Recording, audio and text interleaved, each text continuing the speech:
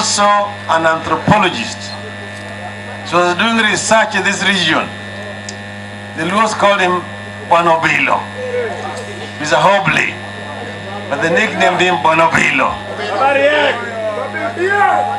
Bonobilo kanobiro, Dobilo nene openjo jodongo. Jodongo luma jodongo adek. Kaeri jodongo milongo no kadondiek. Kadondiek kiri ngada ora yala kidhilo ka bum kacha. En manen ruoth mar josakwa. Kidhi Kisumu nentiye ruoth milongo no kadotinde. To kidhi loka cha nentiye ruoth milongo ni Gorko Galo.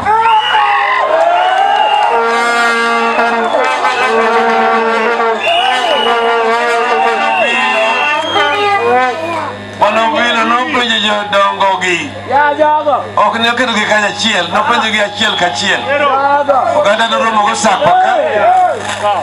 Oganda ndiko romo go Sakwa, oganda otieno Kisumu, Gorko Galo romo go Kanyamwa. To nopenjo gi penjo niya, iluwogi to gin jomage, to ne gia kanye, to ne gibiro kanade. Jaluo mokwongo e piny ka to ne en ng'a? To koni ne giduoke duoko achiel giduto jogi ne ikoni ni luo noa kamano malo nyandwat Sudan. To jaluo mokwongo e piny niluongo ni Podho. To Podho ni en manobiro noa kanye, Podho ni noa e polo.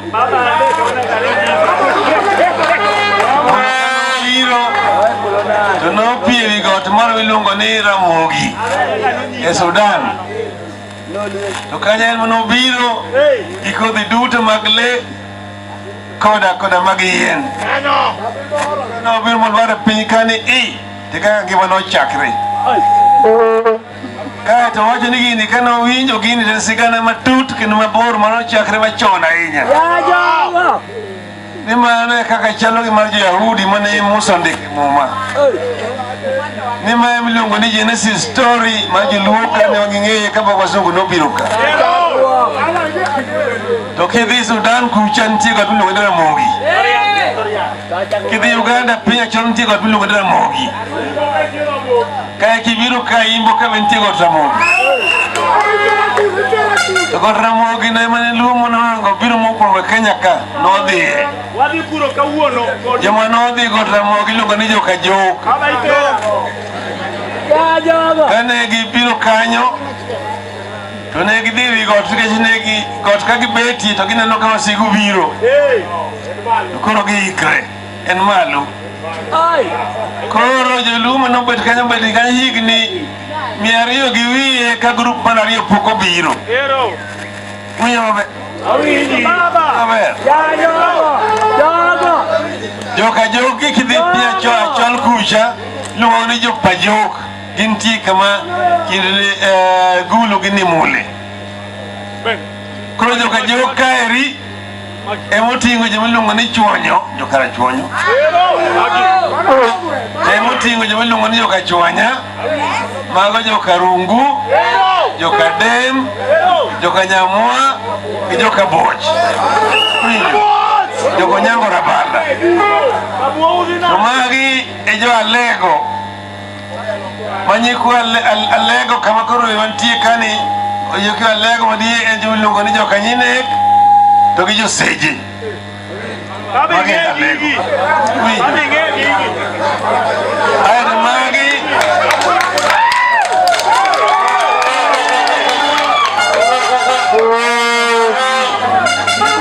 magi miluongo ni Nyikal Seme, joka Rombo, Gowidi Kisumo, Oyua Nyakach. Winjo magi miluongo ni joka Jok.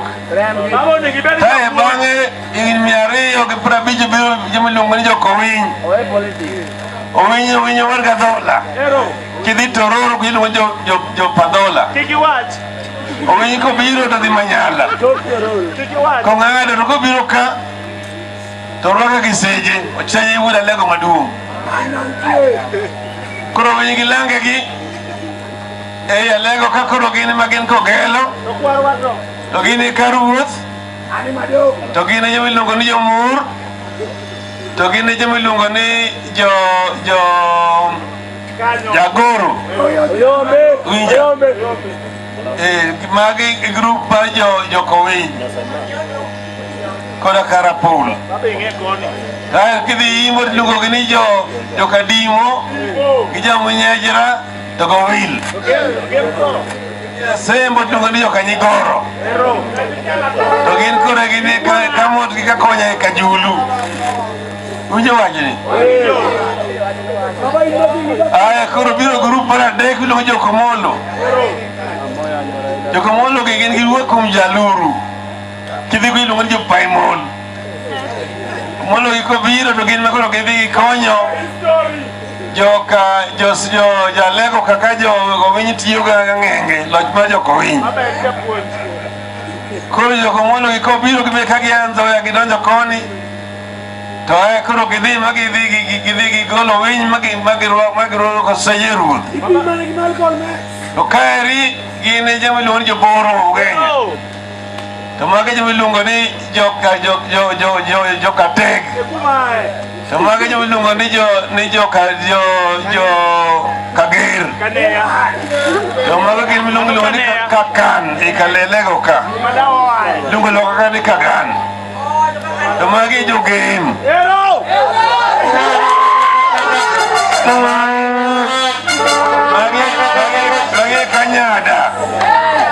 magi kanyada teko chia teka gan maloka cha koro mondo ing'e ni jakagan jako chia gotongi ka chonyo loka cha to chiegni gi jagem ka molo jakarachuon to bende jakarachuon chachiegni gi jalego makae jaseje gi kanyinek molo kako chiegni jakagan kata gi jagine kata gi jakanyada winjo kamano omiyo luok en Tanganyika koro ka bende eka nitie joma wuok Awanga kidhi manyalo yudo kamiluongo ni God Wanga waka kane wakagero ni ngodhi ei mwa kucha modhi bedo ruoth kucha maluongo ni Nyabongo mana waga mwar gowila kane idhi kucha kiwacho na wila ni wach mamit to nyeri to kone ni in jaoyuma mane miluongo ni Uyoma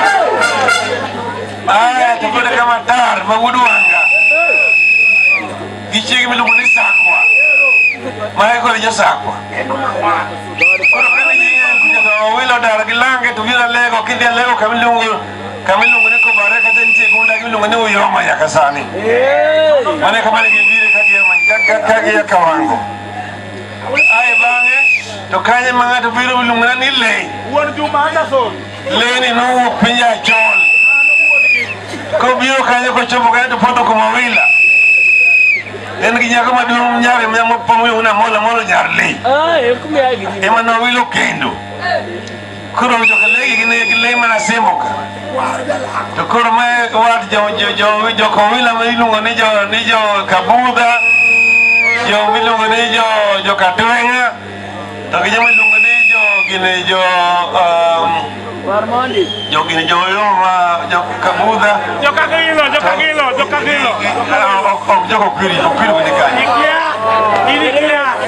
koro gima wacho ni jothurwa sigara ne wacho ni mondo ung'e ni luon ne Tanganyika luon oriwre ka nowakone mane gi aye ka gidhi loka cha ong'e joluo mane loka cha kata achiel kucha ne en pinje Masai joluo nomake gi lweny sama ne joluo koni bende ne seche moko gidhirre koni gi koni ka josakwa ne seche moko dhirre joyoma dhir moko ne giriembo joyoma ma podhi loka kucha ae bang'e koro bang'e to joyoma chako dogo duogo mokwongo kane pok giriembo joyoma to ne gidhir joseme ni joseme mondo konygi mondo ginyuak joyoma Joseme nokono Joseph ni yakopada kodon wakonyo kendo goyoma wawinjire uru ni wang'ni bang' kwasego joyoma to an Joseme kendo nyisa ko nono moko nyuo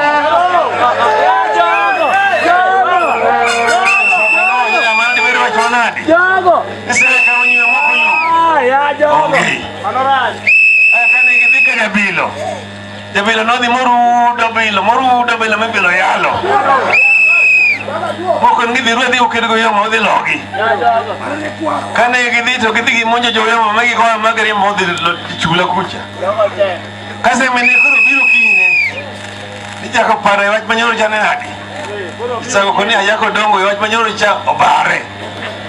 Mandino bare wach sema gisako. Winjo. Kore mambo ngama wacho ni jaluo ni kiani jaloka ya South Nyanza gisando Nyanza mana ngama kiewe weche mag jaluo. Kase kama jaluo.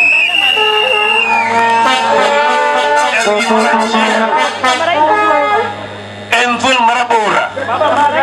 Maiwe Sudan. Kore ni Uganda. Kore moro ni Congo. Kore moro bende kore ni Mali. Towiye de modo pi. Enam kucha Mombasa daga Dar es Salaam. Bino kama.